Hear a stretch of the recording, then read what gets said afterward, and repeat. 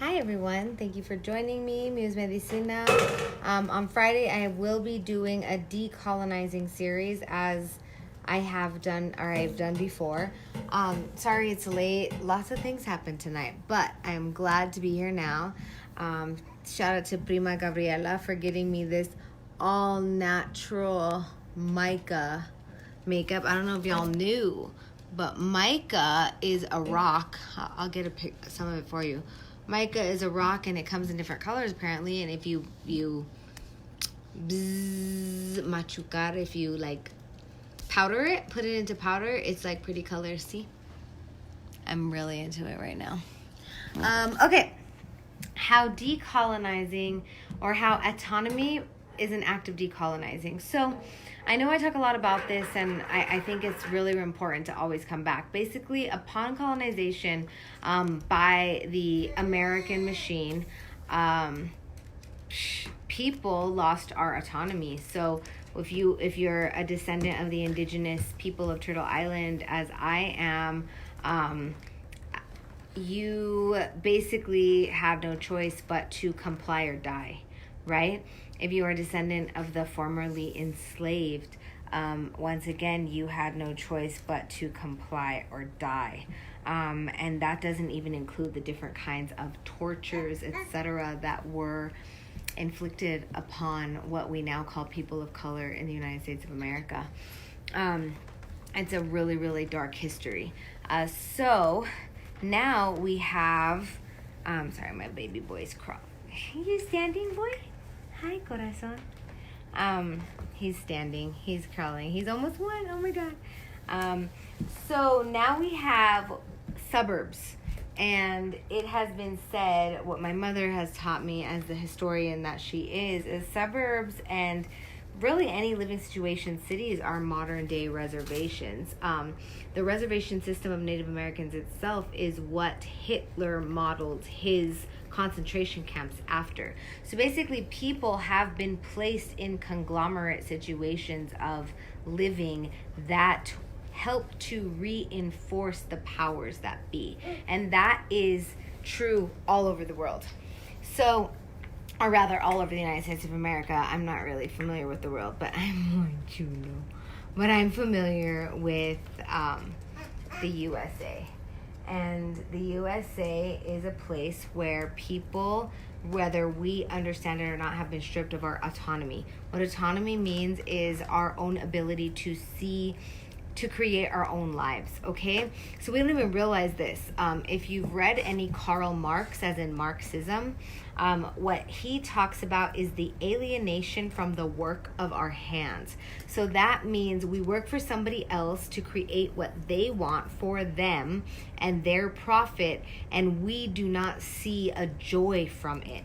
According to Chinese medicine, our hearts are what create joy. Our hearts are the organ connected to our joy, and the meridian of the heart runs from the underarm, like a victory stance, open up, all the way to the hands. The work of our hands is literally a place of joy for us. And when that gets, it's okay, Papa. And when that gets taken away from us, there is a vacío, there's an emptiness, there is a vacancy. That we experience, but we're not even aware that that's a thing, okay? So this is the state that most of us in the United States of America are living in because of the living we have to make in order to survive. We're the only species on the planet that has to pay rent. Like our ancestors, indigenous ancestors, did not pay rent here. We lived in reciprocity with the earth, okay? We lived in reciprocity with the animals. We lived in reciprocity with the plantitas. It was when the colonizer came that we all of a sudden had to pay to stay here. And now we work in these situations that don't feed us, don't feed our souls, and that's really that's not even part, that's like the biggest problem. It's fucked up. And for those of you who watch this, who are the ancestors of how the West was won, and you have land and you have money, pay reparations. pay reparations, give land back, pay for people's housing. Shit, man, if you're a son or daughter of a developer, create developments that house people. The housing problem is a problem of rich white land owning men, and that needs to be known and that needs to be addressed. Okay, so besides that, because we are all alienated from the work of our hands, we are literally unable to dive into our passion, dive into our place of vibrancy, of living. And that's what the privileged are able to do. That's what I've been able to do with the privileges that I have I guess taken on or given myself permission to be in, because my own mother fought in the civil rights movement, and my father fought in the civil rights movement, and my abuelitos fought in the civil rights movement so that I could have privileges. And because I have light skin privilege too, that's a big deal, right? And we're all born with different kinds of ways that we're unable to receive and ways that we're able to receive. So the reason why I talk about the history is because, especially for the descendants of the colonized, descendants of the enslaved, there is ancestral memory of us being unable to claim our power because we would get beaten, or we'd get raped, or we would get hung, or we would get scalped, etc. Right? So there's this inability to really be like, nah, this is what I want. We don't even know what we want, because then on top of all this, in the 50s or 40s, etc., I'm not sure the timeline, but they're my love, who is that master dude of the advertisements? The advertisement agencies came in and started manipulating people's brains. What's that dude's name? Bernays? Edward? Dude named Edward Bernays, and he basically learned how to manipulate people's minds with advertisements. So we are inundated, and we didn't ask for that. You drive by, you see all of these billboards, right? We didn't give our consent for that shit. We didn't give permission so that our consciousness would be taken over with these ideas of everything, what we're supposed to eat, how we're supposed to look, who we're supposed to trust, etc., etc., etc., etc., etc. So our brains have been hijacked. When it comes to our health, this is also extremely true. And it is the what do they call it? The rich, white, cis, hetero, supremacist patriarchy that keeps the power by using all the resources to pay for the manipulation of our brains and our bodies. Okay, my husband was reading earlier the mergings that are happening around the world. I don't really stay up with politics because it makes me really mad, and I'm like, I don't want that in my vibration. But my man is smarter than me in a lot of ways, and he knows that he needs to keep up so that he understands what's going on in the world, and he tells me stuff. Apparently, there are 3 companies in the world now that now are the proprietors of all of the food that gets sold. Cisco, the people that run the big agriculture firms. Monsanto merged with somebody. It's all around the world. It's not just the United States of America. So it really, a question of our autonomy comes to everything, right?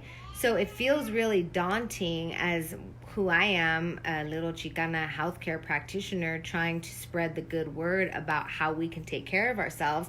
There are forces that don't want us to know shit. They don't teach anatomy in high school. They don't teach economics in high school. They don't teach how to take care of yourself con te, like with teas or with touch, in high school, because they want to commodify those privileges or those knowledges for money.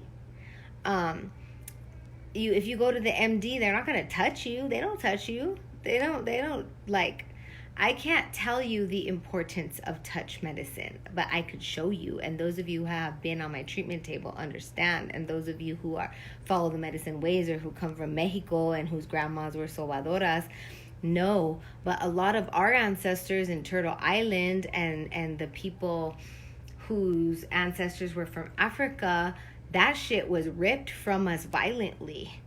So we don't even have the sabiduría of our ancestors anymore, but we know it in our bodies, right? So the history is deep, and I am going to be offering sometime soon. I need to sit with my curriculum, but I'm going to be offering a completely free class on how colonization has affected all of our health. And you can sign up for that, but I'll throw that down later. But for now, it is very helpful to understand that the powers that be have monopolized our understanding of our own wellness for profit.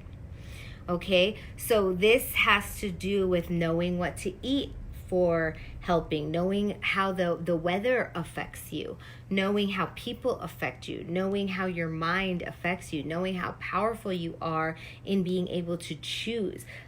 But when there's inundation of mindsets all around you all of the time, you don't even know what's real or what's right. Okay, so I'm only giving you this video right now to remind you that you are the agent. Okay, I had to remind my patients all the time when I was treating one-on-one. They would come to me and be like, my doctor said I have to. I'm like, oh no, you don't. Like, your doctors are your employees. Okay, you can fire them. Now, the unfortunate part is they did such a good job of smear campaigning our indigenous ancestors' medicine, of smear campaigning our Black granny ancestor medicine, of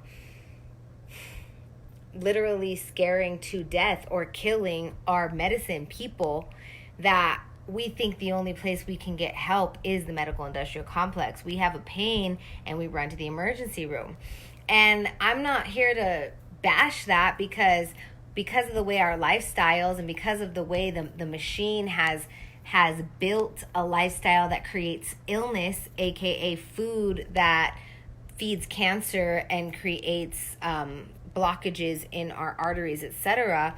We need the Western medicine, right? So that, because they can like come in an emergency and cut your heart out and shit, which is miraculous and cool, because surgery is cool, and a lot of our ancestors have had abilities to do surgery for a really long time. It's monopolized by the industry now. Yes, it is available, but how do we live a life? How do we choose with our agency a life that does not necessitate that kind of invasive procedure? So you, as a human being, have agency. And as we grow, as we become more aware of who does what, as we regain our agency, and there are brown and black people who are farming, and white people who are like fuck the man and are farming in our little blocks of land, and who are making medicines and who are returning to the ancestral medicine ways. As we connect in that way, we are taking our agency back, but it takes education. It takes presence in our own bodies. It takes turning off the TV and turning off the distractions and tuning into our very real pain and our very real ancestral trauma, which isn't fun, right? How many of us know that there's some fuck shit and we're like, pero whatever, chale, I'm just gonna watch Cops or whatever, right? You like inundate yourself with everybody else's drama so you don't have to think about your own. And that keeps us from healing.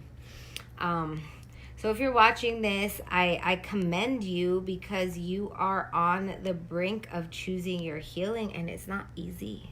It is not easy in the United States of America to choose what is actually good for you, because the system is completely set up to keep us blind and to keep us ill and to keep us not knowing ourselves, because we're alienated by making the man like more money, because they're greedy as fuck.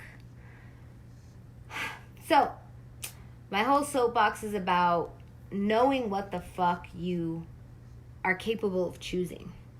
You know, like, even if you do, if your only choice is to go to the MD, you could be like, nah, give me this other doctor. I want a second opinion. I want a third opinion. I want a fourth opinion. I want a fifth opinion. You can go to places like Alchemy Ritual Goods, where there are people who are in the spiritual modalities.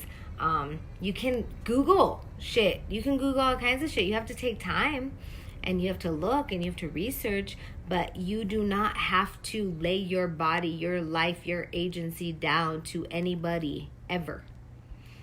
Our grandparents did. Our great-great-great-grandparents did, so they could survive, so we could be here, and gracias a Dios, right? Like, thank you to them. But now we get to choose.